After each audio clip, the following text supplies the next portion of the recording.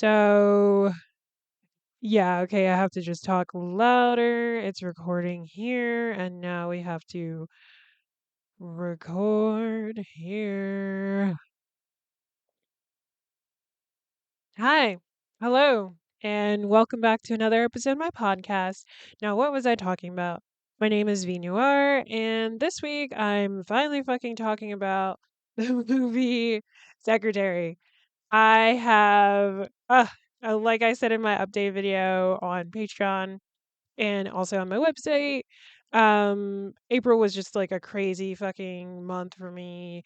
I had done this is kind of okay. I'm also recording myself, so this is kind of interesting to see me like because I talk with my hands, so I'm like watching my hands move, and I'm also watching the waveform move as well as I'm like looking at this.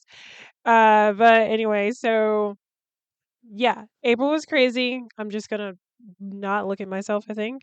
I'm also, for people not physically watching this, I'm wearing a skeleton onesie because I'm cold and I love this onesie. And I think one of my cats is trying to come in my room, which is fine, buddy. You can come in here. Never mind, he's not. Not anymore. But yeah, so what the fuck was I saying? Yeah, April was crazy. I've been taking this directing class, and for the final, we have to direct our own like short films, and we're also encouraged to help each other out on each other's sets. So I ended up shooting. I was DPing for two other projects, and then I also had to direct my own. I would have loved to DP my project. I mean, I said in the update video that I had to fire my DP actually, but and I was like, I know, teacher, you said in reality, a director wouldn't also be shooting their film, and I'm like, but I want to do that. I have a vision. I love camp anyway. But I was like, no, I always kind of have like a contingency plan because anxiety. um, so I was like, okay, I have people on set that could potentially take over for camera. There was someone that I initially wanted to shoot this that unfortunately was like pretty burnt out and just kind of going through a bunch of stuff with her own shit. And I was like, as much as I wanted to ask her, I didn't want to do that to her because I knew she would say yes even though I knew she was burnt out. And I'm like, I'm just not gonna, I can't do this. But yeah, so um my RSS feed is down. So even though I'm recording this, I'm gonna upload it on YouTube directly. And then when my RSS feed is back up, I will post it, and you can put a old date, so it'll just look like I posted this on the 8th. Yeah, the 8th. I'm like, wow, I'm actually recording this beforehand. Not on a Friday. That's crazy. Honestly, I feel like I want to record on Sundays, but I'm not sure. Not sure. But yeah, I mean, I've in that time, I've watched this movie like 3 or 4 times, maybe more than that, mainly because like, I mean, it's a good movie. Oh, let me not be on my phone. It is a good movie, I enjoyed it a lot, and, my roommate also really liked it too. I say roommate, but it feels more like flatmate, I guess, because we have 2 separate rooms, like, I'm in my room, and they have their own room, um, but I'm like, I gotta make sure I'm talking louder. I'm like, oh yeah, you get to see me grab my tablet. um, but to get into the synopsis, a timid young woman starts working for a demanding lawyer and finds a new way to deal with her self harming urges. And that's like kinda yeah, that's the movie. I know a big thing for me was that like um like I'm a dominant, like I'm a femdom or whatever. I like submissive men. I'm not like I'm non-binary, I'm AFAB. I'm not a submissive woman, quote unquote. I'm not going to do the woman with the X thing because that's exclusionary. And then it gets into the, like weird turf shit with that. I don't know. It's either way, we live in a patriarchal society where women are seen as lesser than men and are treated as such, and like our whole society is kind of built around men being stronger, women doing more of like the unpaid labor. Honestly, it's a lot of unpaid labor that is very important, like the child rearing and cooking and cleaning and taking care of a household. And it's like, huh, that's crazy. If you actually paid someone to do those things, it would cost a lot, but you are expecting to marry someone and get them to do that for free and also take care of you. That's that's interesting. But God, I had like a whole because I mean, I don't write scripts for this or anything like that. I just like it's definitely just like train of thought, tangent type shit, but I was really going on like a whole thing of like how there's the trad wife like trend that's going on, and like how there's like certain types of like men who want that, but it's also like if you know any history, like that didn't actually exist, and a lot of those women, the majority of those women were on a lot of drugs and also had help, hired help.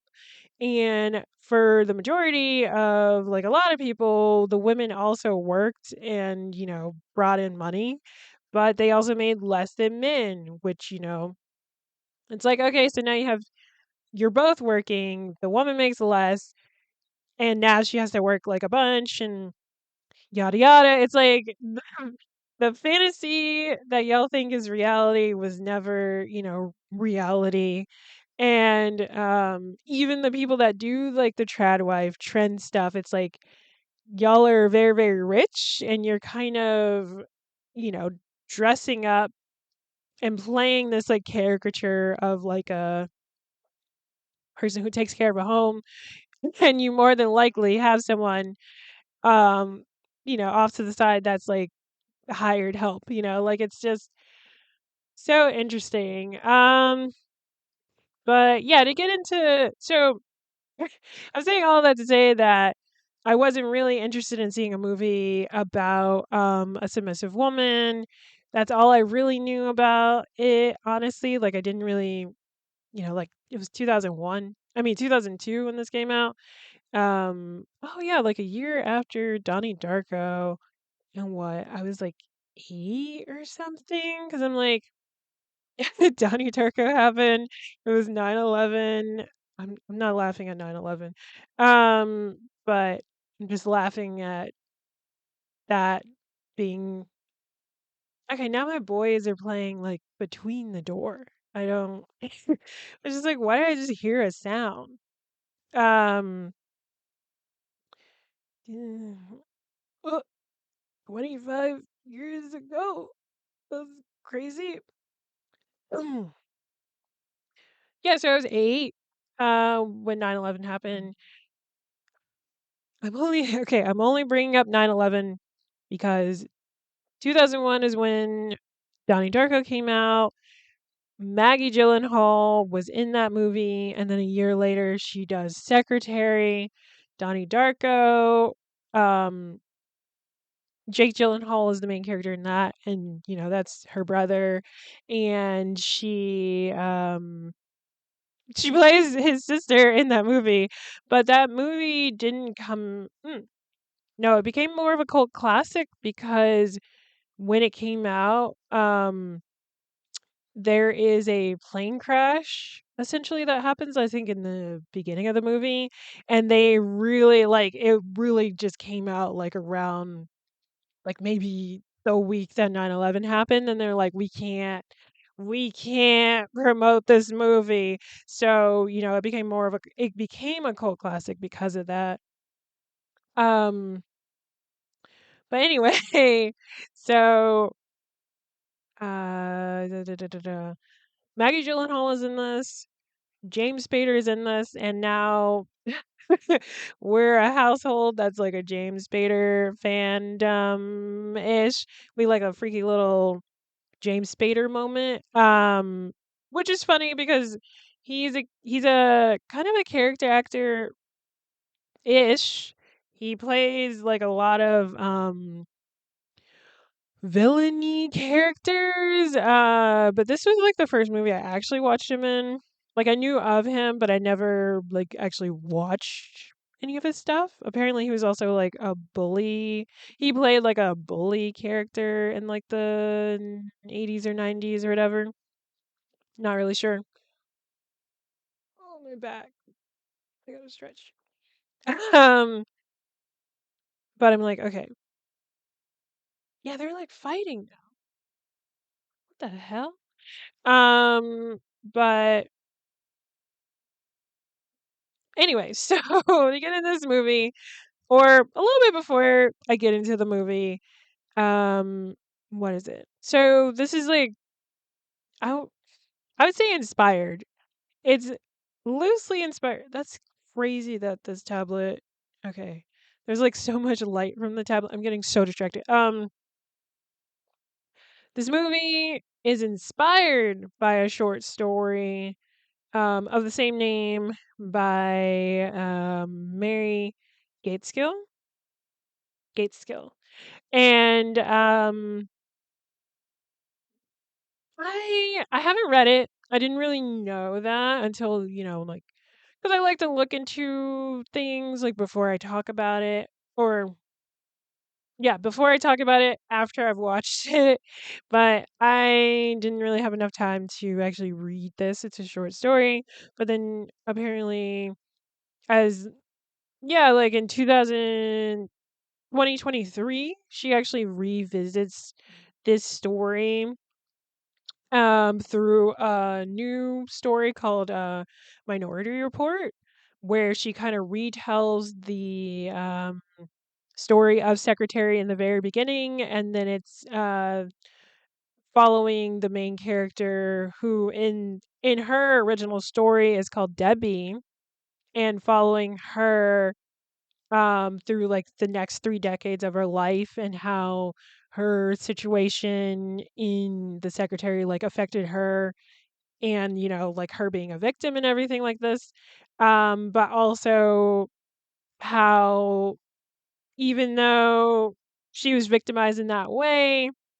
it kind of awakened like her sexuality or whatever.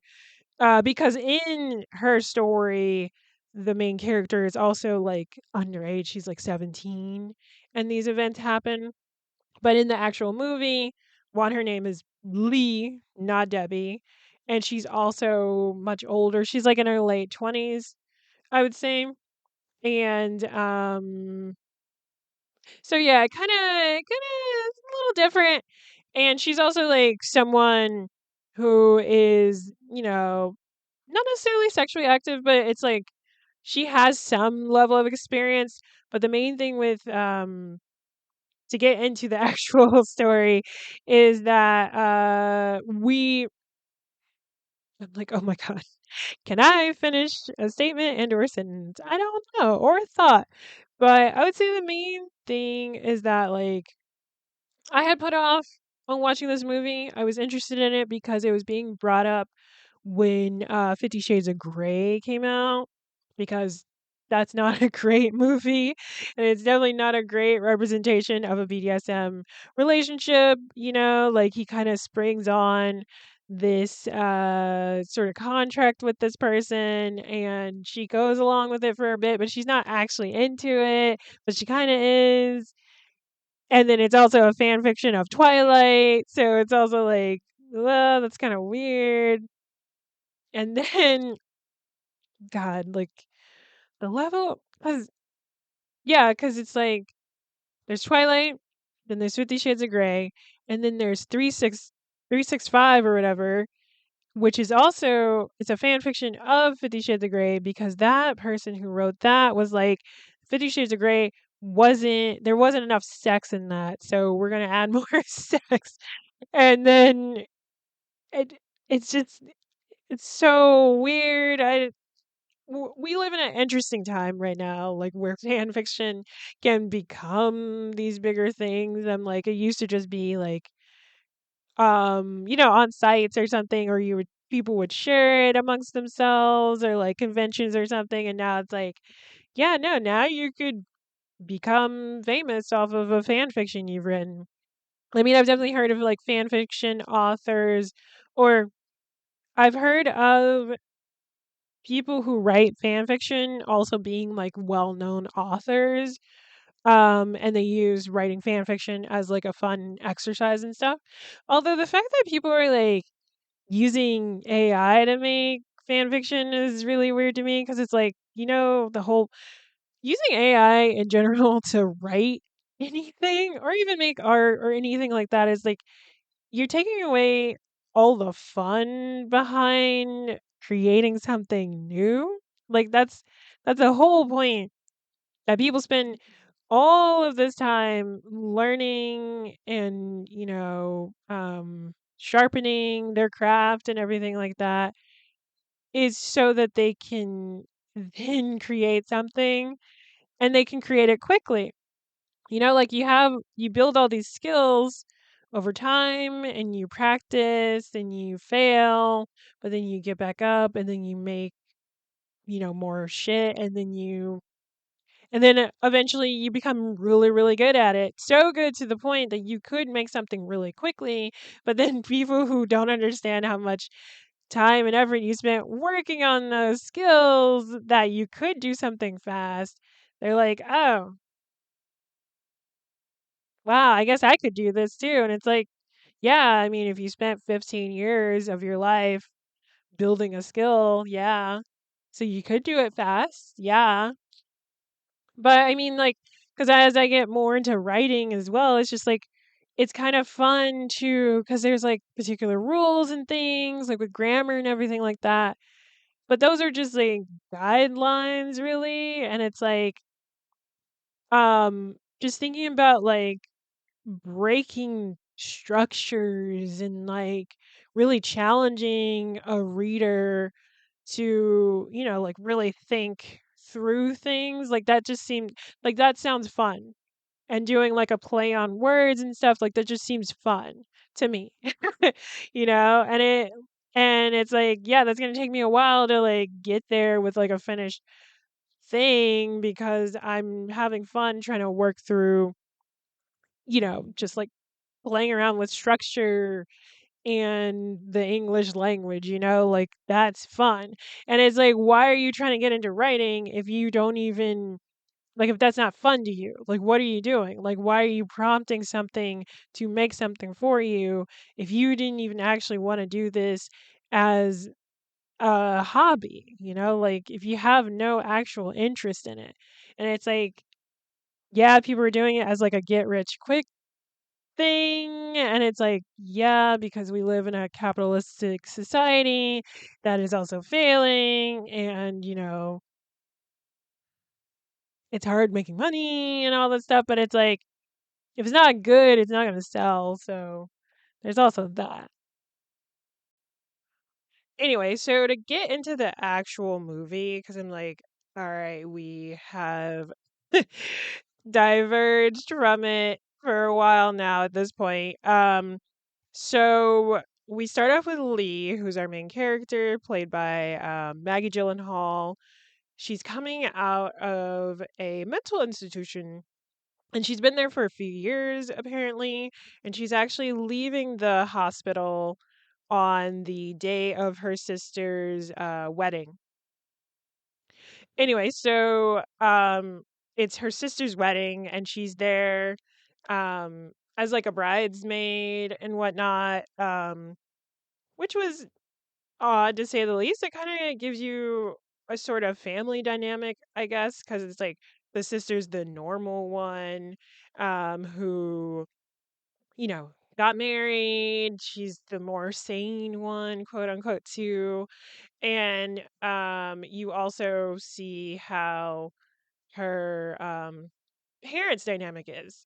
And so her dad is someone who had supposedly found sobriety, but he's definitely an alcoholic and is there during the wedding drinking and kind of makes a fool of himself as well and is just disruptive.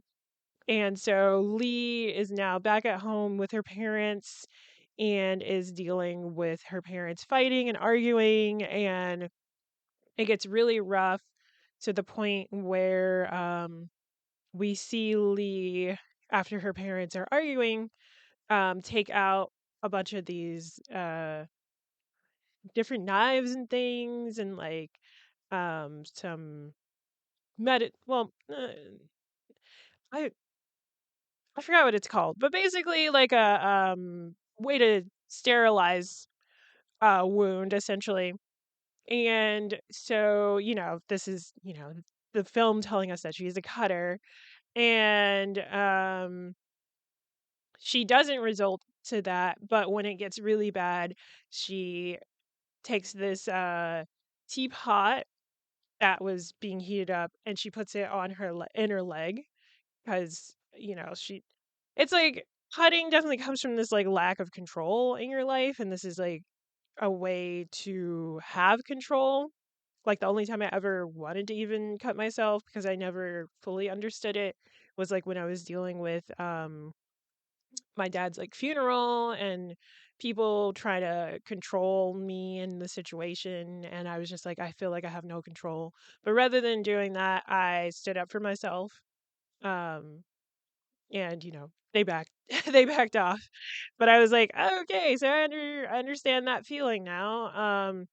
And yeah, so she, lacks a certain level of control in her life. Her mom is kind of overbearing. Her dad just fucking leaves actually after he like knocks the mom down and like destroys his like lamp. He just walks off. Don't know where he is. And so she decides that she's going to throw away her cutting kit. She doesn't. She gets it. She picks it back up, but then in the trash she sees a help wanted newspaper ad, and she's like circling different things. And so she decides to go to a typing class and essentially apply for the secretary job.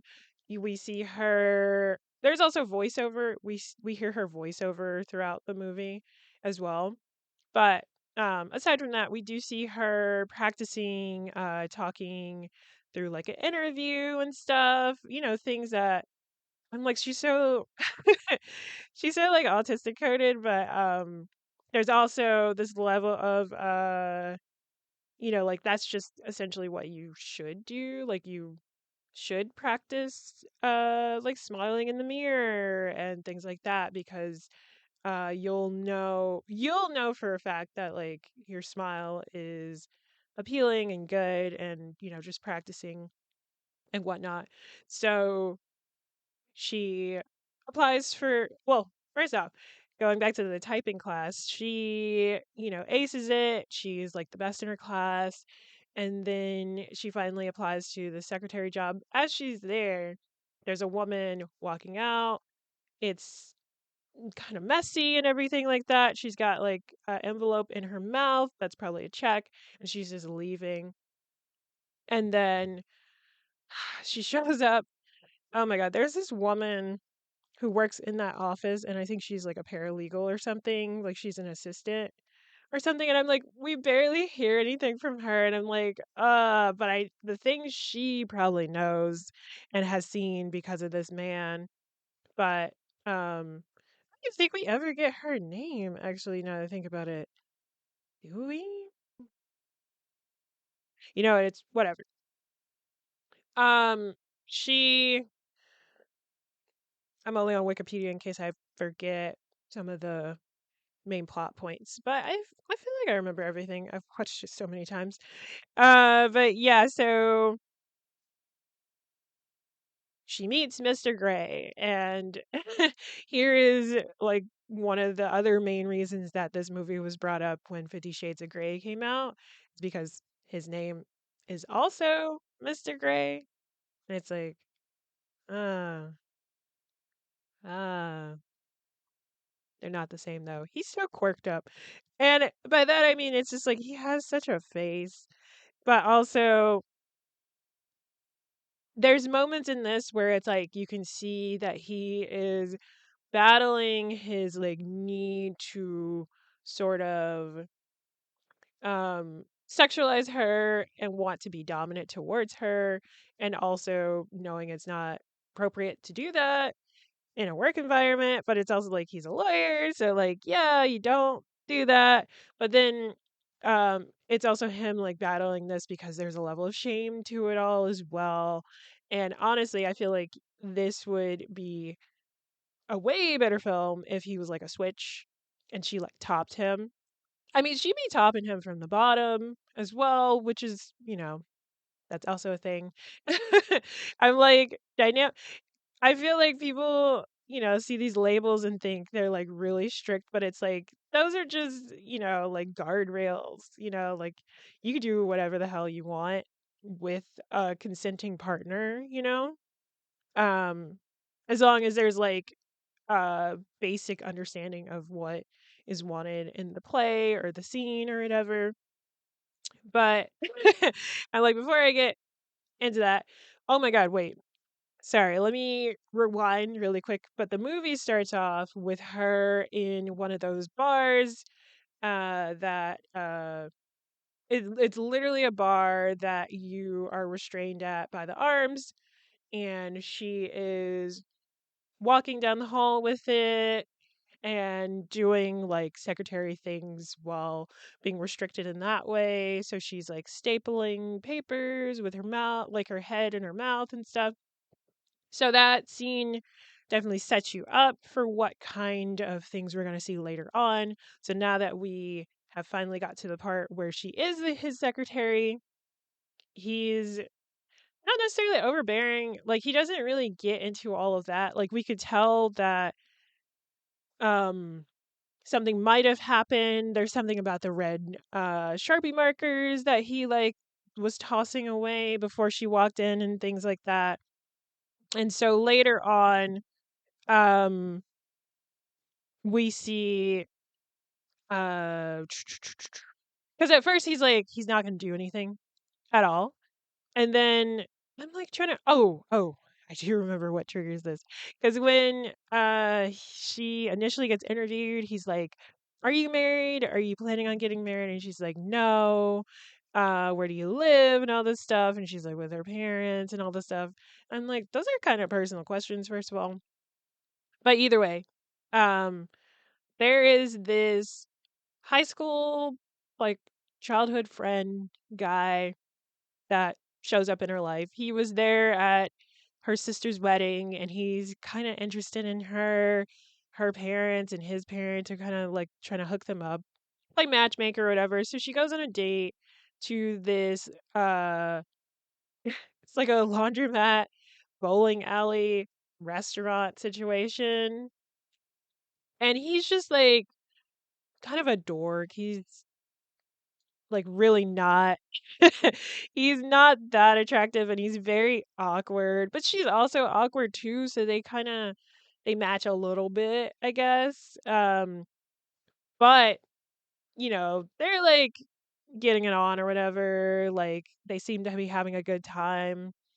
And Mr. Gray shows up to pick up his dry cleaning. This is why I said it's a multi place because they were just bowling or something. No, they were doing laundry too. So weird, whatever. And he sees them, and he's being so like weird and awkward too, because he's just like, "What are they doing?" And I'm like, if you're watching this, you can see me moving, but he's just like, what are they doing? Like he's creeping around and like trying not to be seen and stuff.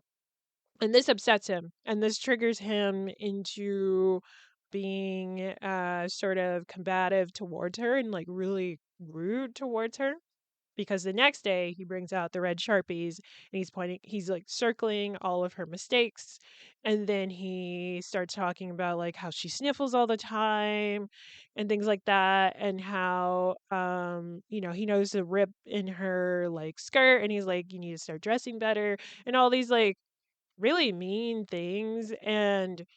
Um and she's just like, where the hell, what the hell. But he does calm it down when he realizes that she's someone that cuts herself.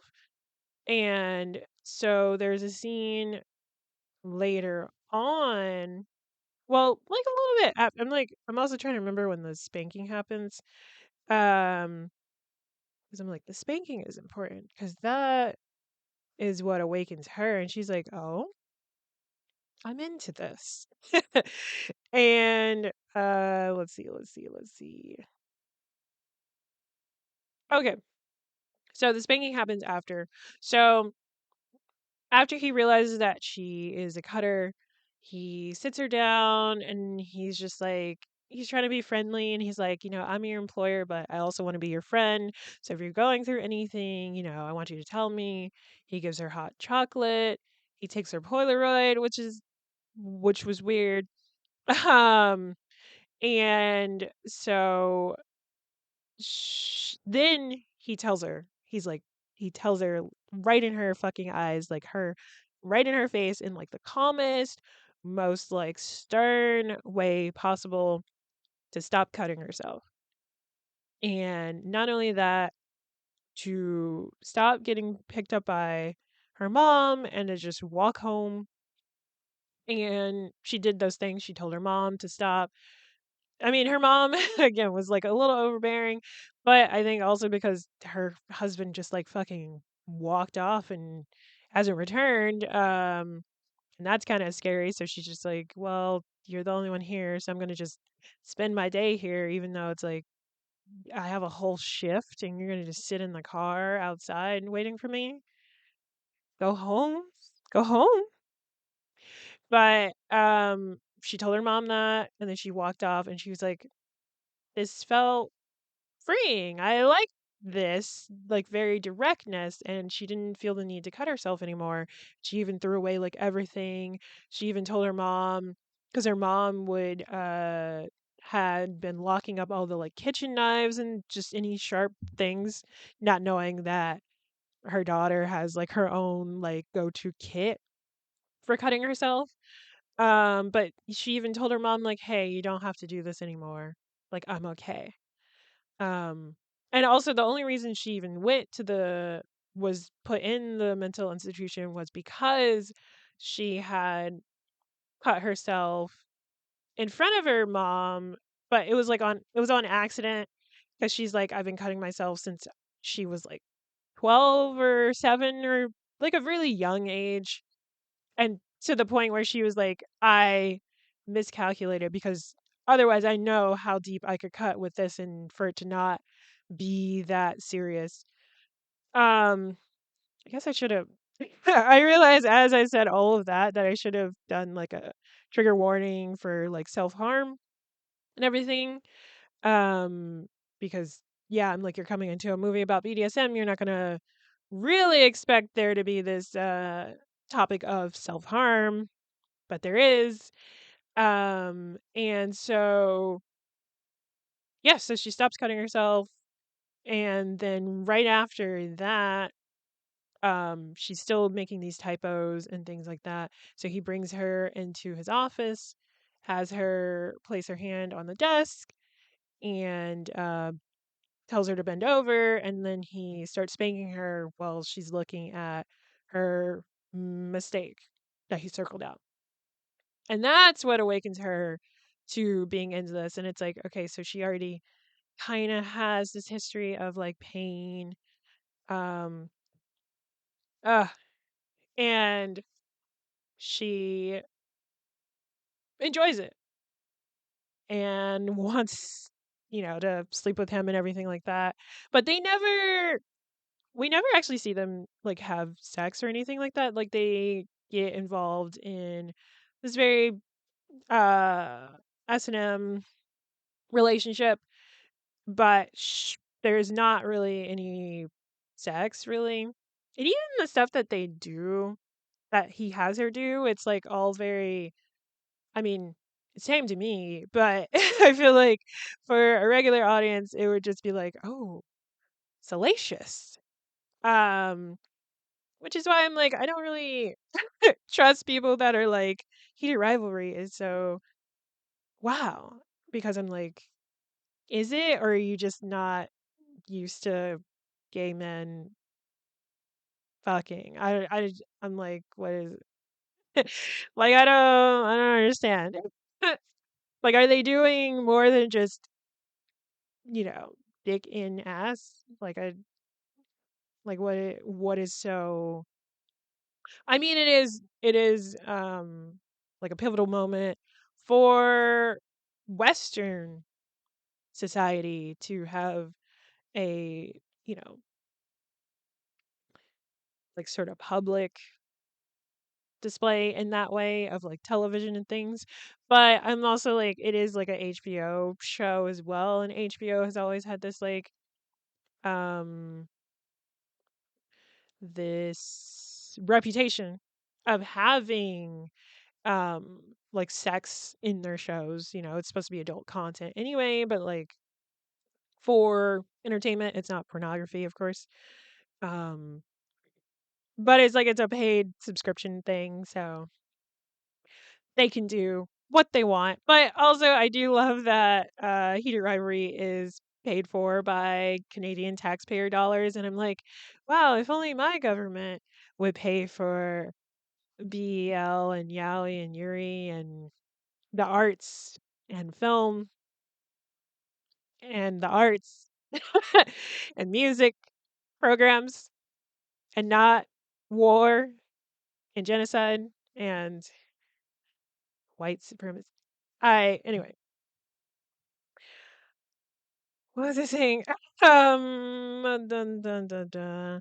Dun, dun, dun, dun, dun, dun. But yeah, so she awakens to that, and then but then Mr. Gray gets like cold on her again, because it's like they've gone through, God knows, like a few weeks of this, maybe months of this, maybe a month of this, and then also right before any of that starts happening, um, a woman I assume to be his wife tells, tries to come in, and she's like, oh, submissive to Lee. And I was just like, yeah, you definitely clock that. He hasn't time.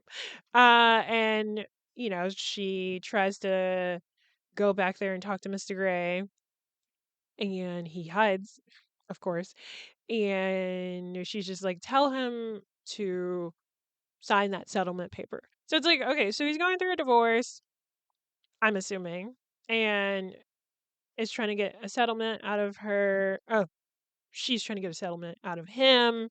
And it's just like, oh, so he's just kind of had this thing of kind of being with his secretaries, maybe.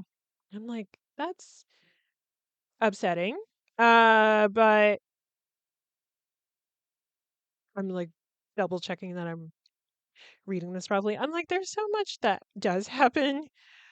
But yeah, like I was saying, it doesn't go over, like, I feel like for a regular audience this would be very salacious, because it's like, oh, she's in the bar, she's being made to walk on all fours and have like paper in her mouth. There's like kind of a puppy, I mean, not a puppy play, but pony play at some point, because he puts like a saddle on her.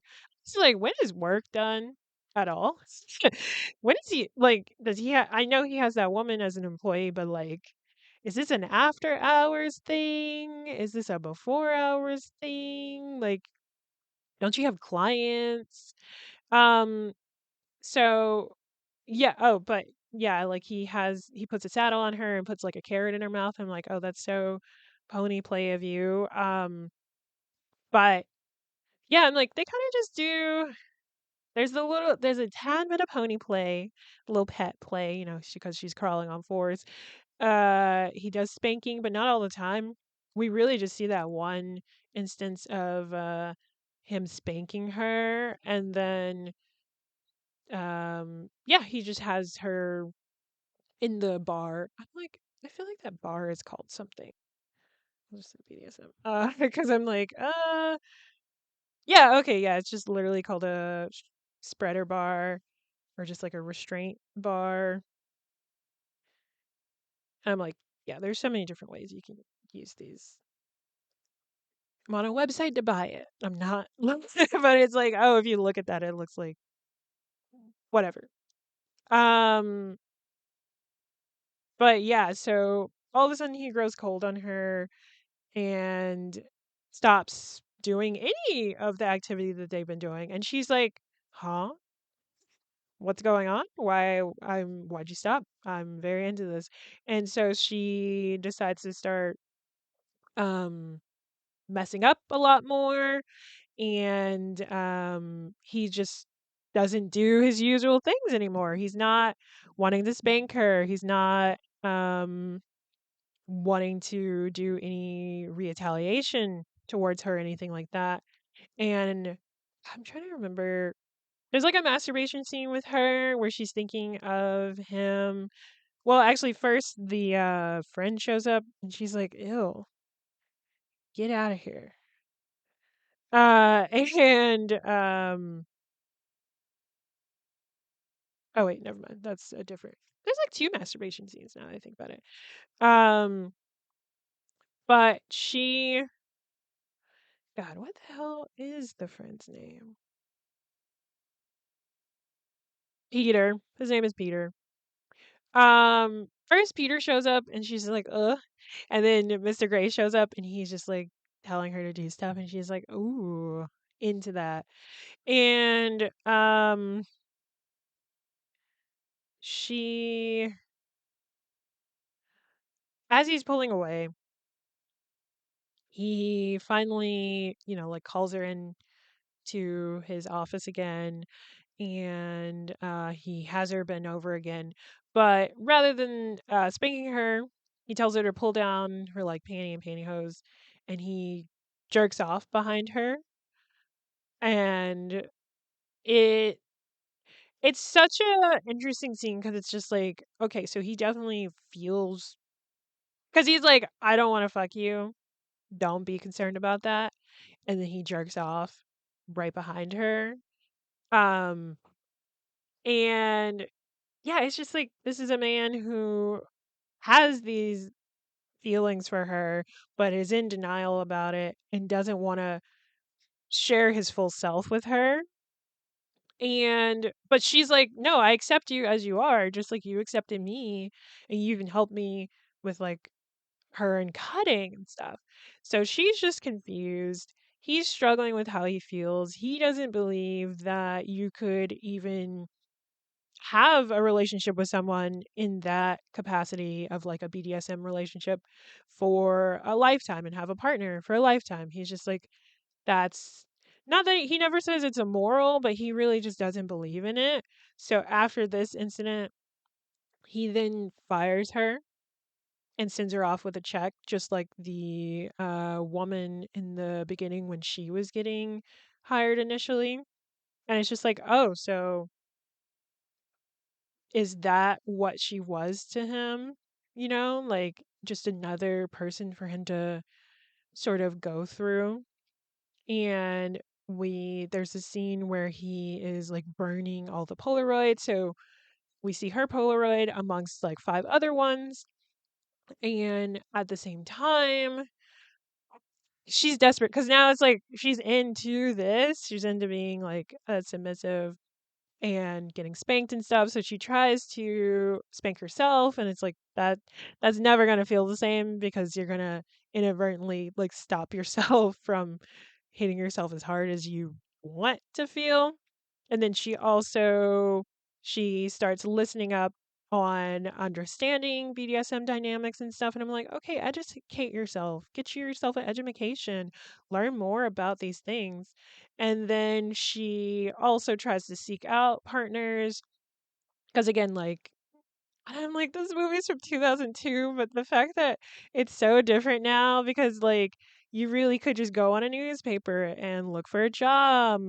You could put a wanted ad out there for, like, a partner or something. So she's just like, um, going through trying to find a new, like, dominant type, but they all were, like, kind of weird. And it's just like, yeah, that's unfortunately how it goes a lot of the time. I was just like, okay, you're gonna have to, like, shuffle through. But I mean, isn't that dating in general? You kind of have to, like, shuffle through so many people until you find the right, like, person.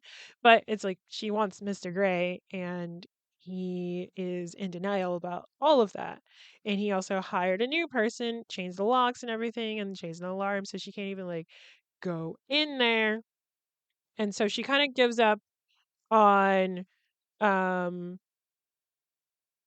you know, finding a new partner. I forgot about this, but going back a little bit. So after he jerks off, behind her, she goes into the bathroom and masturbates herself, thinking about him and stuff. But again, he, like, fires her out of the shame that he's holding on to and whatnot. And so she kind of gives in. Going back, she kind of gives in and decides to marry Peter, which is so, because I'm like, there's a sex scene with Peter that happens. Like, this is really the only sex we see in the movie, um, is her having sex with Peter. But she's like in the dark. She was trying to get him to spank her, and he was just like, I don't want to hurt you. It's like she wants it consensually. It's different. But he's like a wimp. He's so lame. But God, I'm like, he only lasted, like, what, 30 seconds? Blech.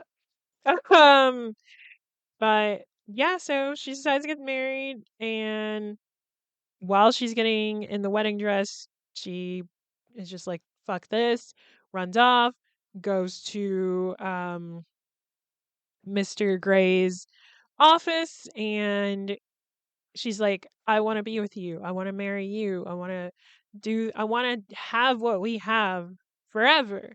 And she's like, and he's like, that's not, no. And then he's like, all right, okay. I want you to sit down, hands on the desk, and don't move until I tell you to. And then he leaves. And she's like sitting there for 3 days. And there are people, I'm also like, this is a small ass town. Because at some point in the 3 days, there's like a news people there that are like, now we're now on day 3 of the hunger strike and yada yada. And there's this kind of like thing that happens where we get this montage of people trying to convince her to get up. Oh, I forgot to mention that one of the things when they were more active in their dynamic was he would tell her like what to eat and things. So there was like a scene where she's having dinner with her family and she tells him what is being served. And he's like, okay, you're only going to get 1 scoop of mashed potatoes, 4 peas, and no entree, I think. And like, so during that montage where she's like at the desk, her mom's like, I brought your favorite 4 peas and a scoop of mashed potatoes. And I'm like, no, that's their thing. Um, but yeah, so 3 days. She's there for 3 days. She like ends up pissing herself and everything. And Peter's parents are like, the mom at least is like, you better have that dress washed and dry cleaned when this is over. I'm like, yeah, hopefully. Because, yeah, it's probably kind of gross. But he watches her, like, before at the very beginning, before he gets to the 3 days, he watches her from outside the building because he's a little creep, so he's just like, "Wait, are you gonna get up?" And he tries to call the office phone to see if she'd answer it. She, motions to use her mouth to pick it up, and then Peter shows up and tries to get her to stand, and he, like, physically moves her, and she fights him and gets back to sitting down, and he's just, like, impressed by this, but he doesn't believe it. He doesn't believe that she is committed to him like she says he is. Not that this is a test, but it kinda does turn into a test of, like, seeing if she's actually willing and able to do these things, and, 'cause he doesn't believe it. He's like, "I" he doesn't believe he deserves this shit. And I'm like, "Oh, that insecurity," but also it's like, yeah, like, a dom isn't gonna be as confident and, you know, macho, I guess, 24/7, like, there's, like, sub drop, there's dom drop too, like, you have to have aftercare. That was a big thing too. I was like, "There's no aftercare in any of what they're doing." But after 3 days, he shows up, has something for her to drink, he picks her up gently, he takes her upstairs, and he bathes her, and there's this level of care and tenderness that he shows towards her that feels so affectionate and, like, loving, and, it was just like, wow, this is a beautiful scene, this is a beautiful conclusion to their relationship as well, and this is the aftercare that was needed. Um, and, there's this whole thing as well throughout the movie where he is taking care of these, like, orchids and, like, plant life in his, office, so he kind of is treating her in the same level of, like, tender that he treats his, like, plants and stuff. So, I thought that was very beautiful, and, we do see her, like, naked at this point, but he's just, like, caressing her and kissing her all over her body, asking her about all of her scars and everything like that, and she's asking him all of these personal questions as well, and they're able to finally connect on a more personal level and not just on this, like, BDSM, like, physical, like, sexual level. And then they get married finally. And she's like a stay-at-home wife, and their dynamic is fully realized. They had a small wedding. She got tied up to a tree during their honeymoon, and they, like, fucked on the tree or whatever, and I was like, "Okay, yes." And okay, there we go. They do have sex, and that's the time they have sex. I was like, "How did I forget about that?" Because it's the end of the movie. And then, yeah, we see their domestic life, and, he's kind of a neat freak. And she pulls this fucking dead roach out of her pocket to put on the bed just to make him, get a little upset, just to get him to jump into wanting to spank her or whatever. And yeah, it ends with that, with like her on the porch and him going to work. And honestly, yeah, it's like a really cute movie. I felt like there's a thing that happens as well with Maggie Gyllenhaal where she starts off really awkward and really like in herself. And as the movie progresses, she gains more confidence. She's standing taller. She's dressing nicer. Her hair is more done up. And I feel like, being with him gave her this level of confidence that she didn't have before. And she was more in her body.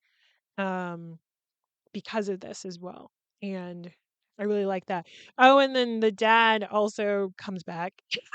So, as during the time when she gets, fired, her dad comes back, he checked himself into a hospital, he's going to AA, she's helping him with the sobriety, so that's also a thing that gets resolved as well. The dad comes back, she's helping with the sobriety and things like that. And just in general, I felt like this movie, um is very nuanced. Like, Lee as a character feels like this fully actualized person. We see her, especially with how Maggie Gyllenhaal acts it. We see her go through these different stages and gain levels of confidence. Mr. Gray, we don't see him change as much, but he does change. And it's like if this was based in reality, he would probably be in jail because he is sexually assaulting people. Um, or at least if he was treating them the same way he treated Lee, it would be sexual assault. Because he does spank her out of nowhere, and it was just like, what? But this movie is a fantasy, and it was made to be where, the two characters end up together. So it's not really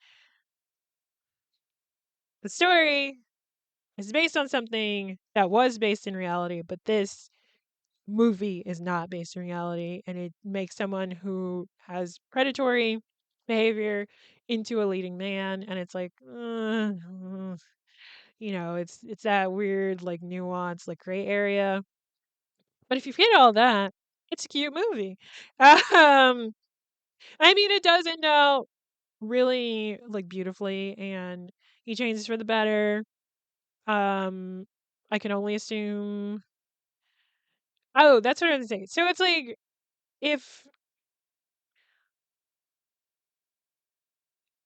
there's those parts of it where it's like, okay, it kind of alludes to what the story was based on, and it's like if they change those things a little bit, this would be a completely different movie because it's like in the back of your mind, you're like, okay, but was he doing this to these other women as well?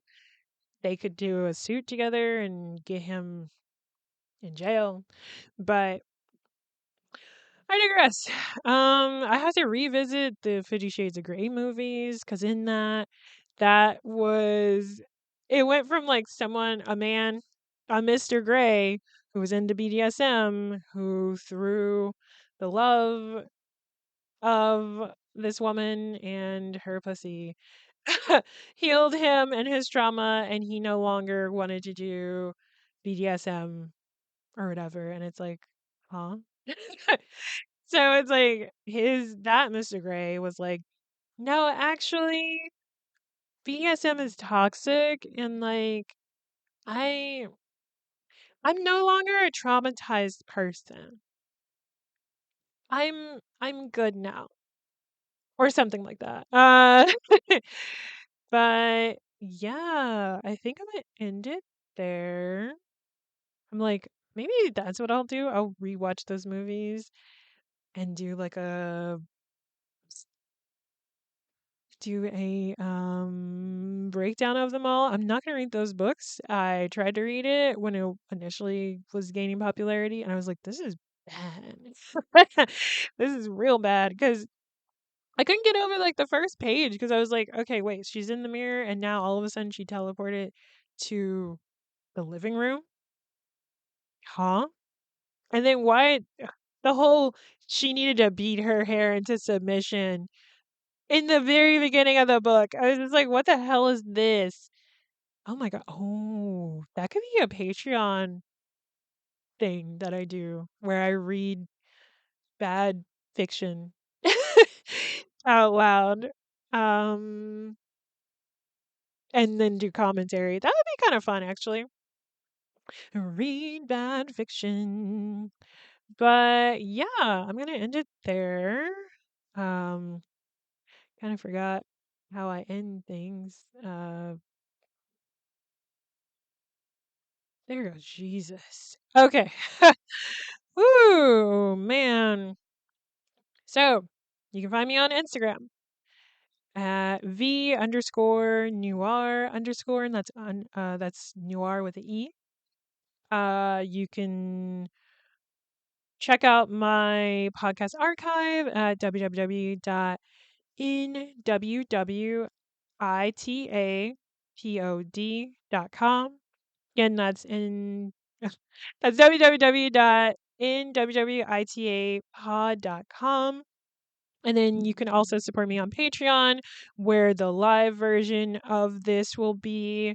Although I'll have it up for free, but I think I'll do that for a few of them. And then maybe when I get to episode 40, I'll switch to like a paid option, mainly to sort of promote this, but the pay option would just be like, I don't know, $5 or something.